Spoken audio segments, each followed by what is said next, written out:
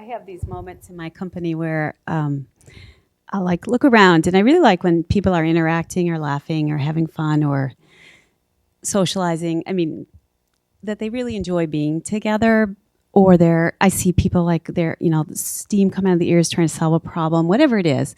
And I'll have this like thing like where I'll say to myself, geez, if I were going to start a company, I want to be like this one. And then I'll go, I did. Yeah. Oh, it's my company. And it's such a great thing because there's so many, negative things you could focus on in terms of, especially as a woman, in terms of pay discrepancy and, all the things that we know that we don't like in the world. And like my answer is, well, then just start a company, If we just start them as women or as anyone who would like things to be the way they think they should be, it doesn't have to do with gender, just start a company because then you get to decide those things. And that doesn't mean you're perfect and that you don't have your own blind sides, but the things need to be fixed, you can fix. It's so cool. Yeah, it's so true.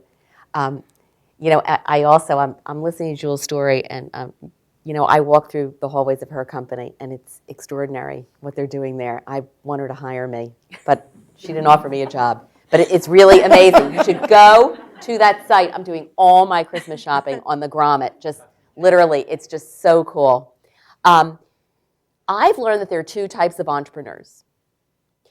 One, I have a lot of friends who call themselves serial entrepreneurs, and what they do is they love like building value and then flipping it.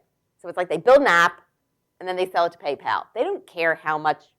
Sometimes it's big, but sometimes it's like $200,000. But they build that, and then they get another idea, and they build that, and they flip that, and they love just how fast can I build something that adds value, and then I'll flip it and do something else. That's not me, and I don't think Jules is that way either. I'm a one-trick pony. Yeah. Well, I'm not. So you're worse than I am because I'm not a one-trick pony. But my motivation was,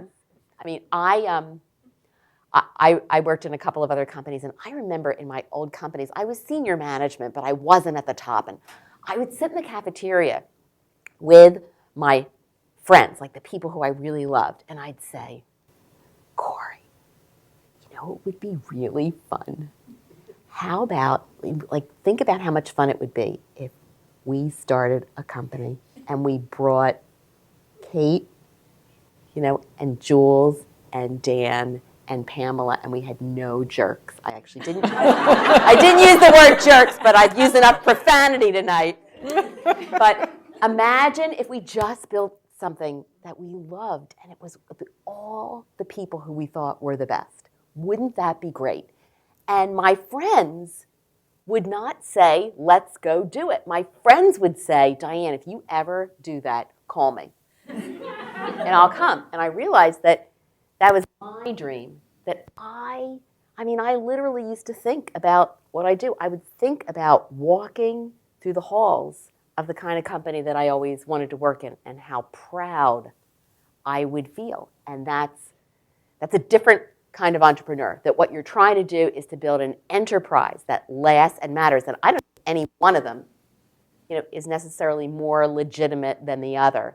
But I think that if you feel like you want to do, you should know that it comes in all different flavors. It's not like you gotta, build the app, sell it to Twitter, and then go find some more funding. Join the company, you can still be an entrepreneur, not necessarily the founder, but be part of that experience and be critical to the growth of that company. And I'm thinking specifically of my mentor. My mentor, the person I work for in 3 companies, is Meg Whitman, the woman who ended up running eBay, then running for governor of California. Now she's running Hewlett-Packard. And at one stage, when we were dealing with too many turkeys, I remember going to her house in Brookline in the kitchen and saying, Meg, let's put on a show, let's do this a little bit like you. And I was kind of coming up with criteria. And she rightly said to me, Jules, I'm not that person. I'm the person who needs to come in when there's a little bit of bulk and I can kind of direct the troops. I can't do that with 2 people. And she was right. She went to eBay when it was, I don't remember, I could have gone and I'd probably not be here. I'd be on an island somewhere. But, to me, it was like already kind of far gone when she went there. And but it was right for her. It was right to do that.